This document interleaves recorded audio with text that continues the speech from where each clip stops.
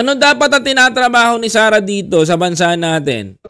Ngayon, sa umalis si Pangulong Bongbong Marcos, nasa Japan. Punta ng Japan. Pero anong ginagawa nito, mga kababayan ko?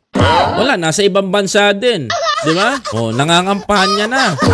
Dapat hindi ganon, Vice President. Kayo pa naman ang tinutularan dito. Kayo pa naman ang ikalawa sa pinakamataas na opisyal sa bansa natin. Mas mabuti pa pala si Leni Robredo. Si Leni, hindi mo makita lumalabas dito. Mga kababayan ko, andun. Nasa laylayan ng taong bayan. Diba? Andun, nakasuong. Mga kababayan ko, bumababa pa sa mga dapat babaan, mga kababayan ko. Wow. Diba? Gumawa ng di siya binibigyan ng pondo ng gobyerno, gumawa ng NGO. Diba? Yung Angat Buhay. O ano nagagawa, mga kababayan ko, nakakatulong. Samantalang itong vice-presidente natin, mga kababayan ko, abay na paiba-ibang bansa na lang. Diba? Paiba-ibang bansa na lang, mga kababayan ko. Sarap buhay, mga kapatid, diba? SB, diba?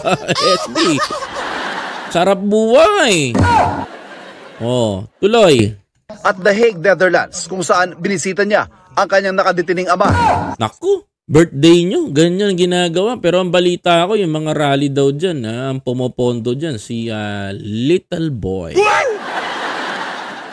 Si Little Boy ang pumopondo dyan, mga kababayan ko. Sa Kuala Lumpur, Malaysia naman niya ginunita ang araw ng kasarilan. Kasama rin ang mga Pinoy roon. So, 4 na bansa in just less Resback ng Malacanang sa kanya. than a month. So, kung doon po abala ang ating Vice Presidente sa mga personal trips niya or personal trips with her family, choice po ng Vice Presidente yun. Correct. Sabi nga natin, pampersonal o pambayan. Ayan.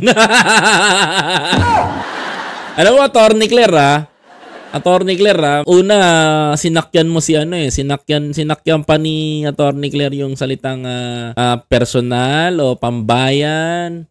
Ganun, may ganun pa eh. Honestly, directly na sinabi ni Atty. Claire dito na ang lakad niya is personal na para sa sarili niya. Oh my God! Hindi personal na pambayan, mga kababayan ko. Diba? Mga kababayan? Literal na sinabi yun. Kung iintindihin nyo, mga kababayan ko.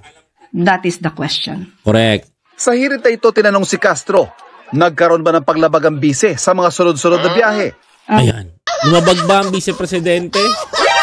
Ang sagot? Kanya lang sigurong malalabag ay ang kanyang obligasyon sa taong bayan. Correct. Ang kanyang nilalabag ay kanyang obligasyon sa taong bayan. Ano ba obligasyon ng vice-presidente? Makatulong sa Pangulo at sa bansa.